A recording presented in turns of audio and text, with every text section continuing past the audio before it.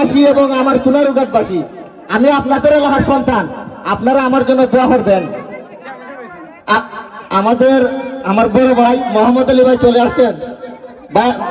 মোহাম্মদ আলী ভাইকে স্টেজে আসার জন্য আমি অনুরোধ করবো। ভাই আসেন আমার ভাই, আপনি নিচে থাকলে আমি লেমে জমিগা নামি লেমে জমিগা ভাই, আপনি নিচে থাকলে একটা তালি দাও না ওনার লিগা।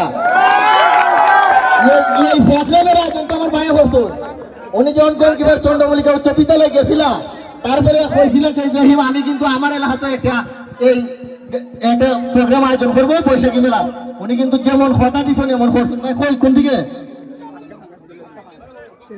ভাই, আপনার সামনে তো আমি আর কিছু কইতে পারতাম না। আমি শুধু জাস্ট আমার এই গাজীপুরবাসীর কাছে দোয়া চাই, মুক্তার আমার জন্য দোয়া করবেন।